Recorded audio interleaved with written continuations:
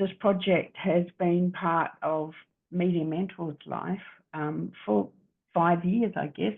Esther Coleman Hawkins actually playing a huge role alongside the amazing creators of this work, A2K Media, and in particular, Adi and Kate. Today's about launching it and making sure that the world has an opportunity to see this very funny project and hopefully encourage all sorts of new people to be able to have their stories on our screens. And on that note, I'm actually going to pass over to Adi. He's the initiator of this project, the key driver and the passion behind this project.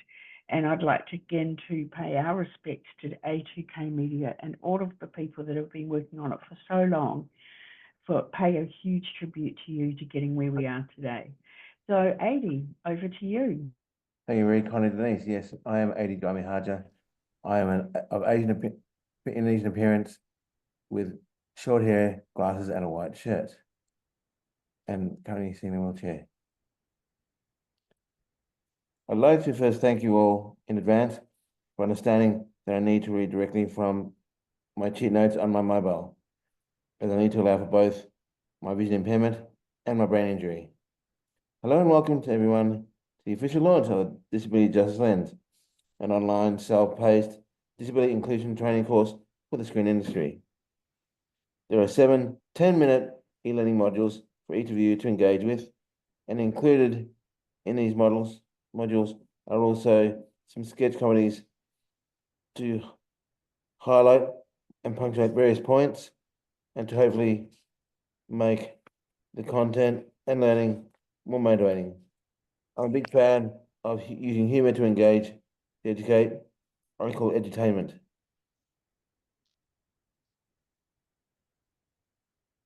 We also have some short interviews to assist some of the education because I also believe in putting a human face to learning. This is just beginning. We want to create more modules down the track because there is always more that can be learnt.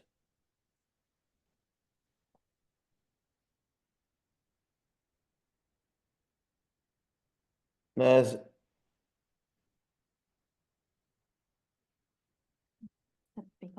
I heard you speak online at the fantastic Driving Change Disability Employment Summit last month, and you said, and I quote, "I know what a game changer AD has been for the community, but then my lovely wife Kate told me that you weren't talking about me. you were actually referring to audio description. Someone did call me an agent for change once. I did actually think at the time they had called me an Asian for change. During my 7 years at the ABC, I was working as an assistant director, and when people asked me what my name was, I'd say AD, and they say, no, your name. But I was then AD the AD. The truth is that my name correctly is pronounced Ade, but as an immigrant from Indonesia, it was too difficult for my teachers at the time. They referred to me as AD, and my classmate liked to say, AD, the cleaning lady, with scrubbing butts and trusty pail of water. Now, enough about me, and back to Disability Justice Lens. Some of you may be wondering, what does that title mean? The disability rights movement started in the 60s. This helped establish civil rights for disabled people. Disability justice is a holistic framework which recognizes the intersectionality of disabled people and that disabled people have their own identities and can also belong to other marginalized groups. When I acquired disability in 2011, after 7 months in hospital, I was extremely excited about attending some screen industry events, but was excluded on 5 occasions because there was not even wheelchair access. It was ostracizing, marginalizing, and deeply hurtful. For a short while, I gave up and decided This industry that I loved so much was not for me anymore. There are not only physical barriers, but also systemic and attitudinal barriers. The Disability Justice Lens online e-learning course is all about dismantling barriers to inclusion. We're now going to play you my favorite, don't tell the others, sketch from the course Inspiration Porn. For me, being relegated to being inspirational purely for getting up each morning is one of the greatest barriers I can face. It's the soft bigotry of low expectations. And I think this sketch communicates that rather well. Hope you enjoy it. Next on Stopwatch News. A dishevelled man trudges along a hallway that's lined with doors. A new trend that's warping the minds of a nation. He unlocks a door and looks around warily before entering. In a shadowy room, he uses the internet.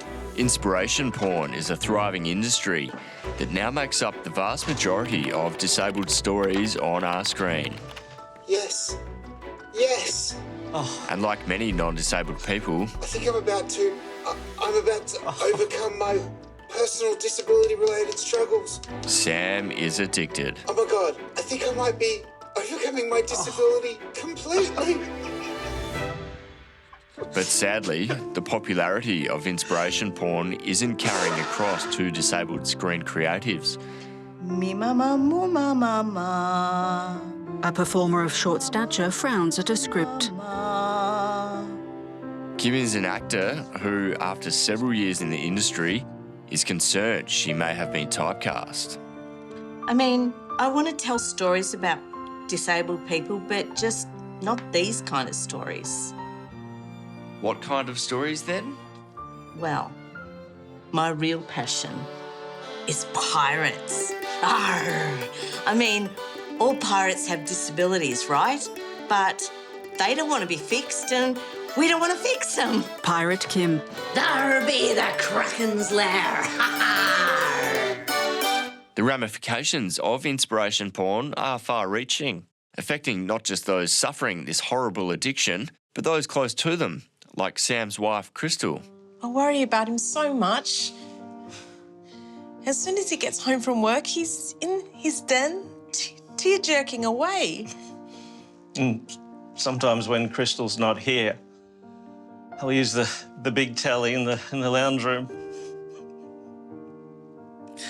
I mean, binge, Netflix, Stan, iView, Canopy. Oh, God, Canopy. I have to get a library membership for that.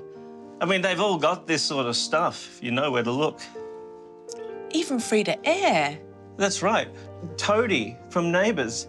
You remember, he was in a wheelchair for a week. He got better. He did. It was so inspirational.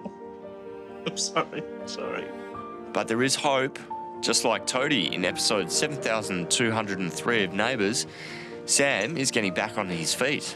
I think inspiration porn made me feel better about my own problems. It meant I didn't have to think too hard about the complexities and the nuances of everything, really. So, you're cured now? Oh, absolutely. Neatly dressed, Sam hurries away.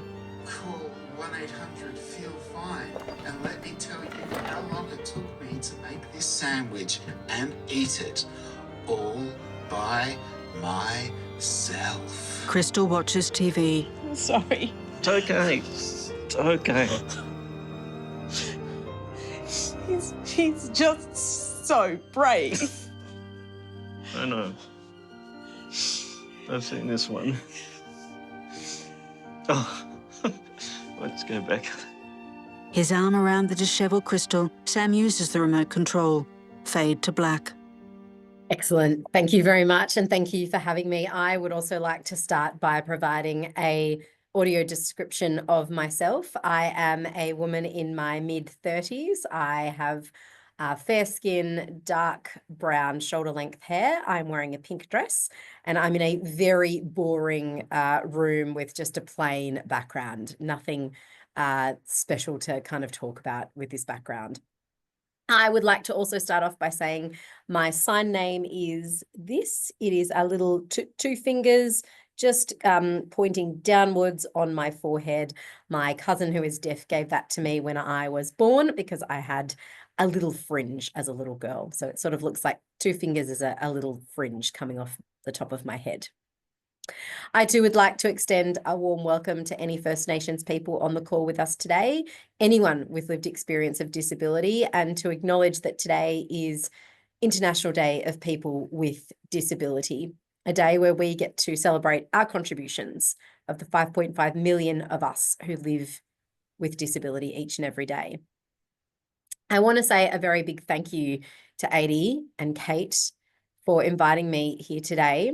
And a huge thank you to Adi for spearheading this campaign or this program that has been devised. I think when I grew up and when I was thinking back in preparation for today about what I missed out on and how it made me feel in terms of TV and film and disability, I can reflect on the notion that I felt incredibly alone and excluded and marginalized, and really that there were very little role models to look towards on screen.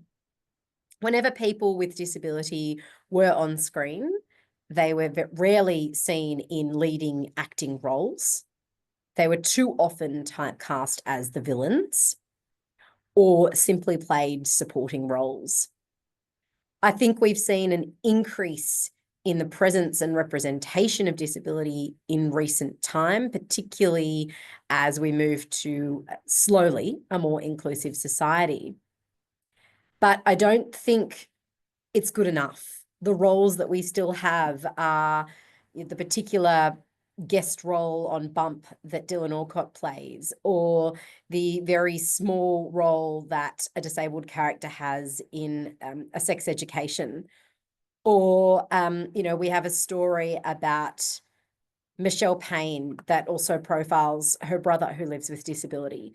Some great examples where we have seen some progress, but I think we still have a very long way to go in terms of actually representing the lives of people with disability, the way we live, play, work, have relationships, and everything in between.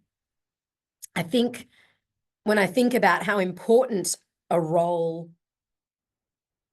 of a person with disability and the portrayal of people with disability is, I imagine what it would have done for me as someone as a child, and then as a teenager, and then in my 20s. Having role models means that you can be something. And to quote that term that I know we use a lot these days, but you cannot be what you can't see or hear. And when the lives of the 20% of the population that lives with disability are reflected back at us, we can see ourselves in the stories that are on screen. We can imagine ourselves walking, rolling, being in other people's shoes. And that's important because we see ourselves reflected in the stories. We can identify with those stories, and we have role models to look up to. And I know if I had had role models with disability in more film and television shows that were not the inspiration porn, but that were strong, brave, empowered, powerful, smart, sexy, and everything in between, I think I would have taken life a lot more earlier with both hands. I would have sought out opportunities and experiences, felt more confident to take on the world, and to call out the discrimination and the consistent low expectations that have been placed on me and many of us with disability throughout our lives. We are often discriminated against, for some of us every single day. And those low expectations are often still placed on us. As Adi mentioned then, even just getting into a building can sometimes still be a challenge because of accessibility, because someone hasn't thought of different ways to allow some of us in our community to get into a building. Careers are still hampered because of discrimination, because of the belief that many of us don't have the skills or the experience to take on a particular role. And many actors, actresses, film directors, producers, etc., still face discrimination in getting into this industry. I speak from a media perspective where I know it has been incredibly difficult to be taken seriously. And when I was initially looking for work many years ago, almost 15 years ago in the media sector, I always got job interviews, but that was because I never disclosed my disability. When I walked into a job interview, it was the first time that people noticed that I had a cane. And I rarely got the jobs until I applied for a job at the ABC. And one thing the ABC did was ask me, what do you need to do your job? And for me, that told me two really important things. Number one, that I was being seen as a whole person, not just as a person with disability, but as a person with potential.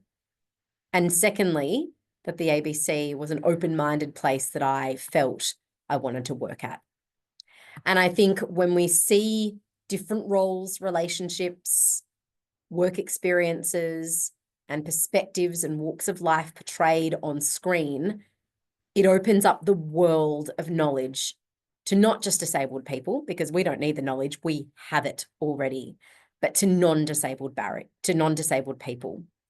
It breaks down barriers, busts long-held myths about us, the way we work, the way we live, the way we have relationships, and educates non-disabled people about the ways that they think about us and the way we do life.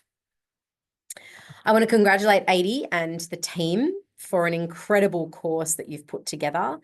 Thank you for asking me here today to open this and to be here with you to celebrate this, in particular on International Day of People with Disability. I could think of no better day to mark this incredible occasion.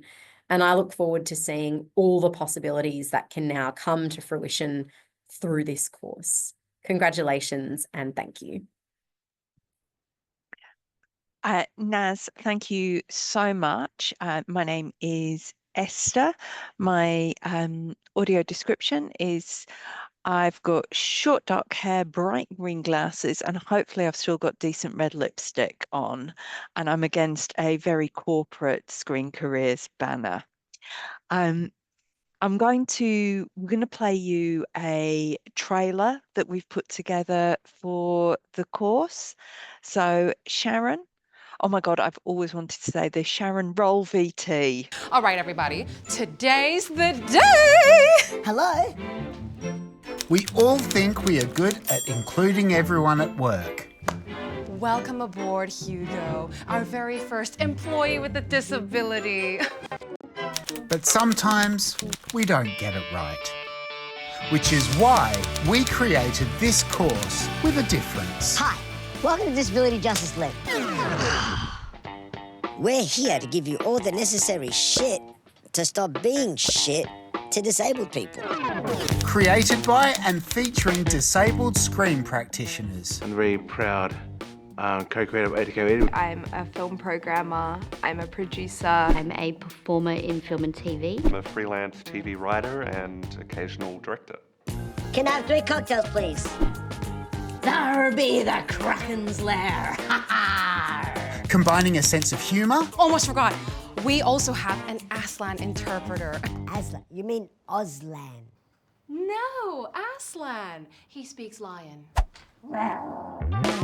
With our personal experiences.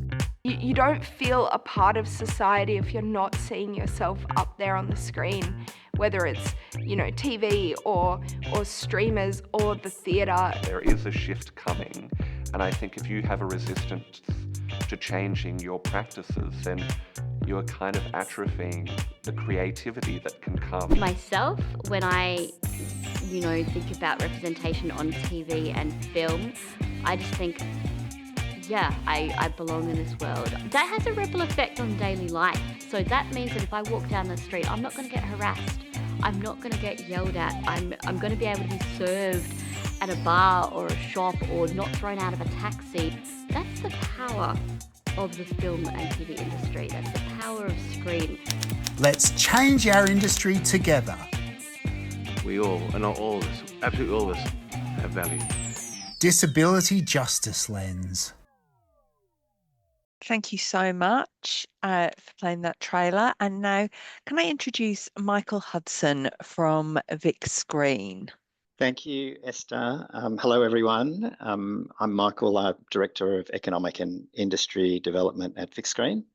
I'm in my mid-50s with fair to greying hair. I'm a white male in a white shirt, and I've got a rugged greying beard as well.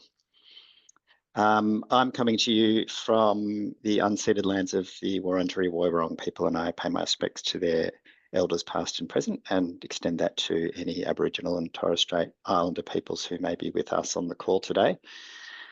I am also thrilled to be here today to assist with the launch of Disability Justice Lens, and note also, as Ned did, that it occurs very appropriately on the International Day of People with Disability. In my role at Vic Screen, I look after a number of areas that support the growth of our industry and the economic impact that it delivers. So skills, the workforce and career development are very big parts of what I and my team focus on.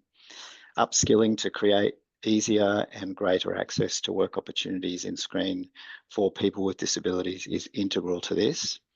And that's why Vic Screen's very proud to be a principal partner of the Disability Justice Lens. It was around 4 or 5 years ago when A2K, a Victorian disability-led production company, first approached us about this initiative. And it wasn't hard to see that it was something Vic Screen should be a part of. There was then, and clearly still is, a need for the DJL, and I'm confident that it will make a real difference to our industry. Diversity, equity and inclusion are important to Vic Screen. We aren't perfect by any means, and we're on a journey ourselves through our programs to make lasting and meaningful change in this area, change that will result in greater access for traditionally underrepresented communities and a more diverse screen industry, both in front and behind the camera.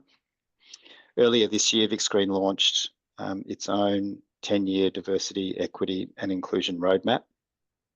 And we have committed to work towards a thriving, equitable and inclusive screen industry that's diverse in people and content. And let's be honest, this change that we all want to see is not easy to achieve.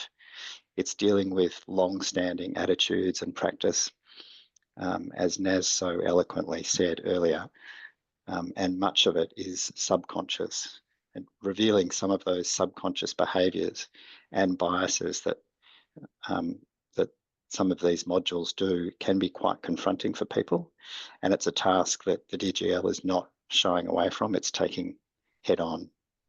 I have seen some of the modules in the DGL, and we've all seen some of the content today. And I do love the blend of seriousness and lightheartedness that it uses to help people, to engage with people, and to cause them to think differently, to start to pull apart prejudices, their preconceived ideas of what's possible, and to question current practices. So I really want to congratulate Adi, Kate and the whole team at A2K for creating such an innovative and groundbreaking project. And also to congratulate the team at Screen Careers, of course, Esther, Jeannie and Denise. I can't think of a more perfect platform for DGL to achieve the broad reach that we need it to reach in the screen industry right across Australia. DGL will create change makers, it will make a tangible difference to our industry, and it will pave the way not only for a screen industry that's more open, more inclusive and equitable for all, but better performing. So congratulations again to everyone, and I look forward to seeing the impact of DGL. Thank you. Esther, again, thank you so much, Michael. We also at Screen Careers can't wait to see how it transforms the industry. Now, I'm going to get Sharon to play. We're just going to play one of the examples of the interviews which are throughout the course. I think this is without doubt my favourite interview. I do think it's lovely because you say everyone has value, and I love that statement. Title, Module 7B, Together We Can Make It Happen, Adi Jayamohadra. The battles are truly won and lost in the mind, because it's in the mind where we create our reality. So if we start with having the intent of doing that, then the pathway begins to unfold. It is achievable. Now, having set a strong and clear intent to realise that, we are now officially on our way. Sarah Hubolt. For myself, when I, think about representation on TV and film, I just think, yeah, I belong in this world. I have been considered, my story has been considered, my look has been considered. That has a ripple effect on daily life. So that means that if I walk down the street, I'm not going to get harassed. I'm not going to get yelled at. I'm going to be able to be served at a bar or a shop or not thrown out of a taxi. It means that people are actually going to go, oh, that person is like any other person. That's the power of the film and TV industry. That's the power of screen, is to prevent those really harmful things happening on a daily microcosm. And it sounds serious, but that's what happens. So visually looking at a set, you'd be seeing different people than people who are just, sorry to all the straight, white, middle-aged males that I do know and respect in the industry, but it would be more than just them, We'd see all different sizes and ages and skin colours and cultures of people all coming together to make things together. That's visually what it would look like. What it would also look like as like a metaphor, internally, is a safe place to go to work each day, a place where if I am having a bad day for my condition, I can be honest about that. It's a safe space to speak up. Chanel Bowen. I would ask them to please just,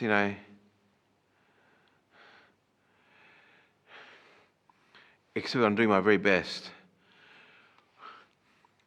to ultimately realise and fulfil my optimal and what I consider my quite awesome potential. And that, while I concede that there may be some steps that need to be taken to ensure that I operate within my capacity,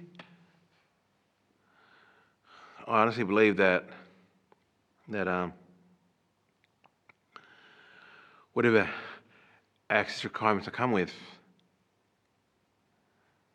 it really is just part of understanding, accepting that, at the end of the day, we all, and not all of us, absolutely all of us, have value. 80. And now I would like to introduce Ken Crouch from Screen Australia.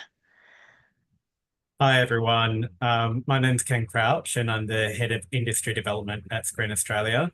A quick visual description of myself. I'm a middle-aged male sitting in my home office in front of a very colourful artwork of a lion, and I've got short greying hair and a greying beard and wearing black rimmed glasses. I'm coming to you from Yagle country in northern New South Wales, and I'd like to take a moment to pay my respects to elders past and present as well, and also to everyone on this call who may be First Nations, but also for all of the people on this call who are people with disability, maybe deaf, or have hearing impairment or neurodiverse. This is a really special day, not just because it's International Day for People with Disability, but because we're also launching this amazing new resource for our industry across Australia. On behalf of Screen Australia, I'm really thrilled to be supporting Age2K Media and also Disability Justice Lens. This is a really innovative project that will be instrumental in creating more equitable opportunities for people living with a disability. And a huge congratulations to Adi and everyone who has worked on this resource. It's a great achievement, and it's so important to have this now available. I think this e-learning suite will drive meaningful change across the sector, which is incredibly important to all of us at Screen Australia. Disability Justice Lens is a really important piece of the jigsaw puzzle that we see is very much needed in improving access to ongoing and meaningful careers, screen careers, right across the industry, and important for access for people with disability. Other pieces of the jigsaw puzzle that we have been working on that I think DJL will really complement is the training up of access coordinators late last year.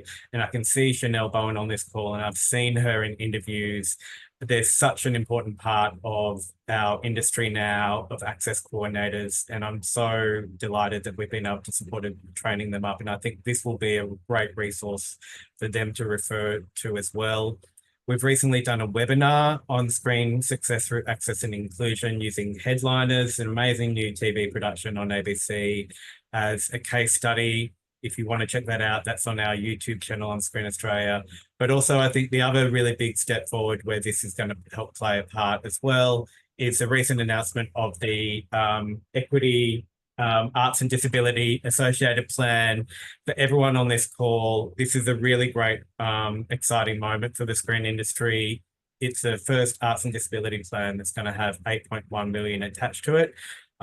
Please check it out. If you want any more information, please get in contact with me, but I'm not going to go on about it anymore. Please get in there and use DJL. It's such an important part. Congratulations again. And I'm thrilled to see it launched here today and to be a part of it as well. Thank you so much.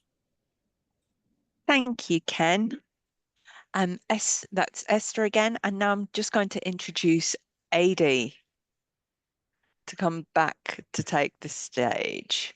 Thank you so very much, Esther, Ken, Michael, Naz, of course, for your incredibly kind, supportive, and encouraging words that mean absolutely all difference to the quality opportunity of my life, and for which I shall always be incredibly profoundly grateful.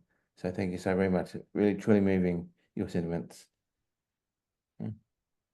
Now, as we head into the final moments of the launch, in addition, I would like to thank all those who joined us, especially Screen Careers, very kindly and graciously hosting this event and being the platform for the DGL course and so much more. I really also want to thank all the disabled creators that have worked with me to create this Disability Justice Lens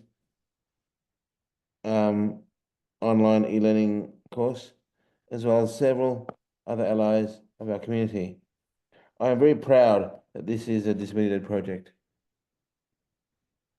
We want to work and be remunerated. We want to, and we want to be able to retain creative control.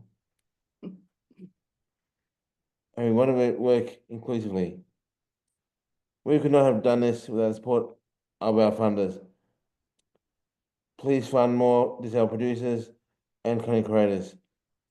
More diverse and unique stories means that more funding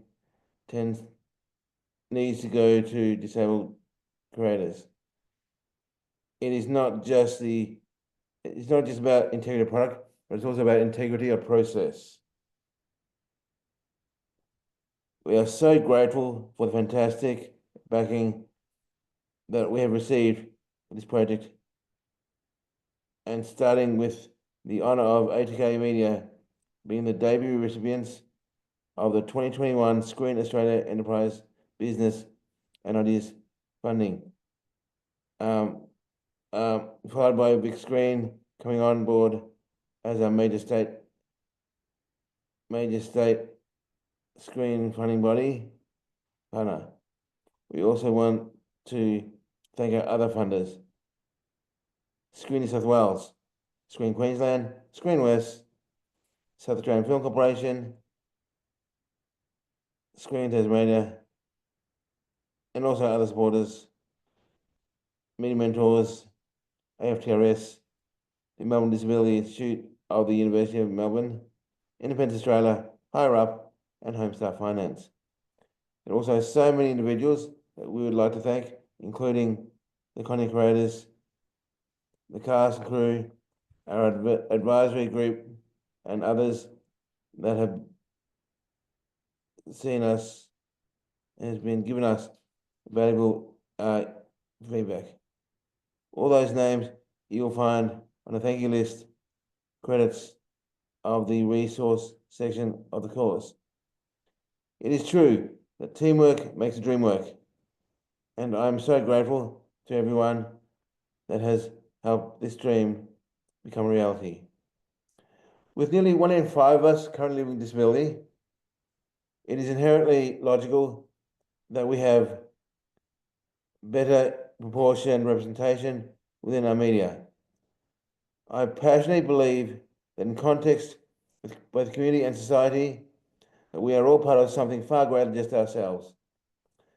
With Disability Justice Lens, we aim to take people who might be a little interested in disability inclusion at the beginning of the course and evolve them to become passionate advocates by the time they've completed the course. Please be more than an ally in name. Be an ally in action. Get involved and spread the word. If everyone here today could share a link to this training and to the industry peers and friends, or on LinkedIn straight after this lunch, then we will really make an impact and help other precious screen practitioners industry to become more inclusive with more unique and exciting stories. Will you do me, Naz, will you do me the greatest honour by bringing this event to a close? Thank you so much. Thank you, Adi. And really, I couldn't have put it more beautifully in saying it's not just about the integrity of, stories, but it's also integrity of process. And I think what speaks volumes here is that this has been disabled-led and, done by people with disability for people with disability. And I think that is setting the standard for how this industry should be moving. Instead of having people who are non-disabled playing our characters, playing our lives, portraying the way we live, love, work and play, have children and everything in between, I think it is really time to have our industry catch up and really show that there are disabled people out there living our lives. We live our lives every single day, and we should be involved in producing our stories, acting in our stories, and everything in between as well. So I want to actually say thank you to Adi for spearheading this whole thing, for having the vision and the creativity and the tenacity and initiative to get this up off the ground and get it going. And I could not speak more highly of how big an effort this has been for your whole team. Congratulations. Thank you in advance. And please, to everyone, share the link and let's try and reshape our stories the way we want them to be told, and let's do it with disabled people at the centre of it. I also want to say and acknowledge, that we have here Vic Screens and also Screen Australia for their support. I think it shows that the industry is here and is willing to listen and learn and do so in a way that is respectful and come along for this ride with us and to be led in this space by us. And that is all we can ask for. So thank you, share it, congratulations. And I really look forward to seeing the future of our industry being led by people with disability and reshaping the way that our stories are told. Thank you so much, Naz. Thank you, everybody, for coming. We really appreciate it. Please do the course. Please share the course. The trailer will be up on the Screen Careers socials very, very soon, but the course is ready for you to do right now. In fact, go and do it now. That's what I think you should do. I think you should totally put off whatever you've got next and go and do the course. Thank you, everybody. We're going to close the event now.